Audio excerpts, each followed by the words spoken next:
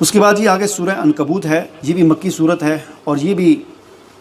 حضور صلی اللہ علیہ وسلم کا جو مکی زندگی کا جو تیسرا دور ہے، جس میں ظلم و ستم اپنے عروج پر تھا، اس وقت یہ صورت نازل ہوئی ہے۔ عنکبوت مکڑی کو کہتے ہیں، یہ جو گھروں میں جالا بناتی ہے مکڑی نا، اس کو کہتے ہیں عنکبوت۔ اس سورہ میں اللہ تعالیٰ نے اس سورہ مبارکہ میں مکڑی کے جالے کی ایک مثال دی ہے، اس مناسبت سے اس سورت کا نام سورہ عنکبوت ہے۔ اس سورت کا آغاز بڑے عجیب الفاظ سے ہوتا ہے۔ فرمایا الف لام میم احسب الناس ان یترکوا ان یقولوا آمنا، کیا لوگ یہ سمجھتے ہیں کہ ان کو ویسے ہی چھوڑ دیا جائے گا؟ ان یقولوا آمنا، صرف اتنی سی بات پر کہ وہ کہتے ہیں ہم مسلمان ہیں، ہم ایمان والے ہیں، یعنی صرف اتنی سی بات پر لوگوں کو چھوڑ دیا جائے گا کہ ہم مسلمان ہیں جی بس۔ لوگ کیا سمجھتے ہیں کس طرح چھوڑ دیا جائے گا؟ وہم لا یفتنون، ان کو فتنے میں نہیں ڈالا جائے گا، ان کا امتحان نہیں ہوگا، آزمائش نہیں ہوگی، ویسے ہی چھوڑ دیا جائے گا۔ یہ آیات نازل ہوئی تھیں ایک خاص واقعے پر۔ مکی زندگی میں سب سے زیادہ جو ظلم و ستم کا شکار تھے وہ صحابہ اکرام تھے جو بہت غریب تھے یا بہت کمزور تھے۔ ظاہر بات ہے کہ معاشرے کے اندر جو کمزور طبقات ہوتے ہیں ان کی کوئی حیثیت نہیں ہوتی، کوئی ویلیو نہیں ہوتی۔ تو حضرت بلال جو تھے غلام تھے، کوئی ان کا مطلب جس طرح چونکہ حبشی تھے، حبشی کا مطلب یہ ہے کہ حبشہ سے آئے ہوئے تھے، مقامی تو نہیں تھے مکہ کے، تو یہاں ان کا کوئی تھا نہیں، خاندان نہیں تھا، کوئی زمین نہیں تھی، کوئی جائیداد نہیں تھی، تو کوئی پوچھنے والا نہیں تھا۔ ایک ان پر سب سے زیادہ ظلم ہوتا تھا۔ اسی طرح حضرت خباب، حضرت سمیہ،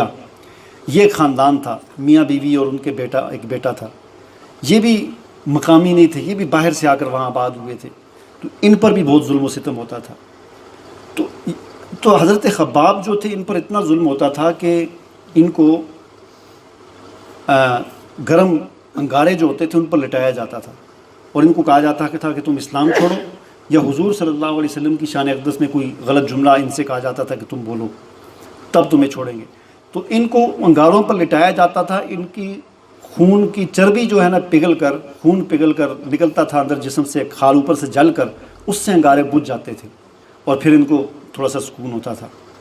اور یہ سلسلہ ان کے ساتھ ہوتا تھا۔ اسی طرح حضرت بلال کے ساتھ، حضرت خباب بن ارت کے ساتھ، کچھ اور صحابہ اکرام تھے۔ پھر وہاں کی جو گرمی ہے، اس گرمی میں ریت کے اوپر لٹا دیا جاتا تھا،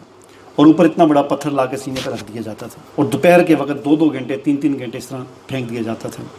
اس طرح ان پر ظلم و ستم ہوتا تھا، اور انہوں نے اس ظلم کو برداشت کیا، لیکن اپنے ایمان کا سودا نہیں کیا، ذرہ برابر اپنے ایمان کا سودا نہیں کیا۔ پھر جن کا کوئی کاروبار ہوتا تھا، ان میں سے جو کوئی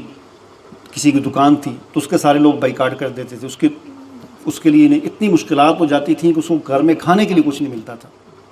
تو انہی ظلم و ستم سے تنگ آ کر ایک مرتبہ خود حضرت حباب جو ہے نا، یہ اس آیت کا شان نزول خود بیان کرتے ہیں۔ وہ کہتے ہیں کہ ایک مرتبہ میں بہت زیادہ تنگ ہو گیا، اور میرا جو ہے نا کمر میں نا انگاروں کے ساتھ اتنے گھڑے بن گئے، انگارے اندر جل جل کے اتنے گھڑے بن گئے۔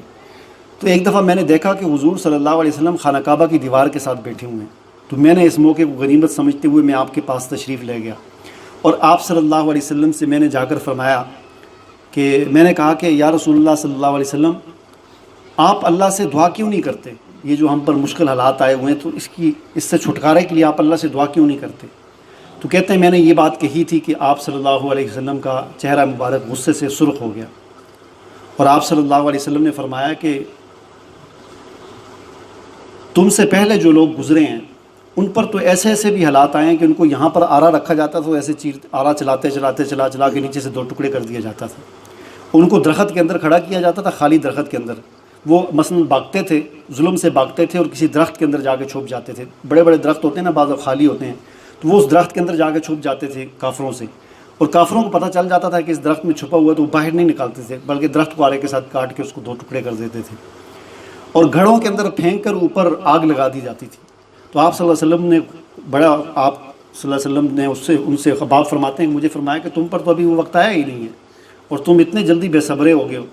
اس پر پھر اللہ تعالیٰ نے یہ صورت بھی نازل فرمائی، اور فرمایا کہ حسب الناس ان یترکوا، آپ اندازہ لگائیں کہ کتنا ان پر ظلم ہو رہا ہے کفار کی طرف سے، اور کتنا وہ برداشت کر رہے ہیں، لیکن اس کے باوجود بھی کہا جا رہا ہے کہ تم کیا سمجھتے ہو کہ تمہیں ویسے ہی چھوڑ دیا جائے گا۔ تو ان چیزوں کو دیکھ کر ہم اپنی زندگیوں کا جائزہ لیں، ہم اپنے حالات کو دیکھیں کہ ہم پر اللہ تعالیٰ کا کتنا فضل ہے، کتنی اللہ نے ہمیں سہولیات دی ہوئی، کتنا ہمیں سکون اور آرام دیا ہوا اللہ تعالیٰ نے ان کے مقابلے میں۔ وَلَقَدْ فَتَنَّا الَّذِينَ مِن قَبْلِهِمْ فَلَيَعْلَمَنَّ اللَّهُ الَّذِينَ صَدَقُوا وَلَيَعْلَمَنَّ الْكَاذِبِينَ۔ اللہ تعالیٰ فرماتے ہیں کہ ہم آزمائیں گے،